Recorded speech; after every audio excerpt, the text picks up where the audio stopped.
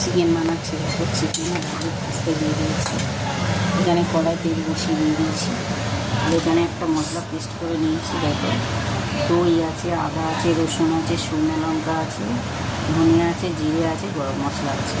চলো রান্নাটা শুরু করে দিয়ে গেলে। দেখো তেল বসিয়ে দিয়েছি, মশলাটা এবার দিয়ে দেবো। তেল গরম হয়ে গেছে।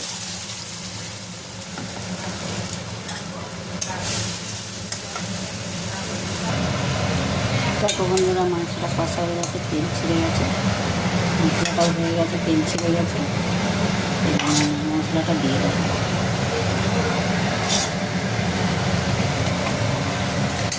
মশলাটা দিয়ে দিচ্ছি, একটু নাড়ি চাড়িয়ে জল দিয়ে চাপা দিয়ে দেবো।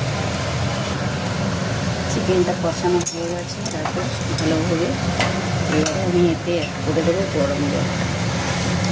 সবসময় চিকেনে গরম জল দেবে।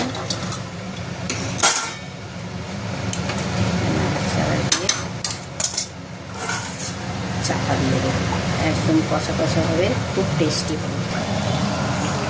তারপর চিকেনটা হয়ে গেছে, এবার ভেজে রাখা পেঁয়াজটা দিয়ে দেবো। বানানো হয়ে গেল চিকেন দো পেঁয়াজা। চিকেনের দো পেঁয়াজা বানানো হয়ে গেল, খেতে খুব সুন্দর হয়।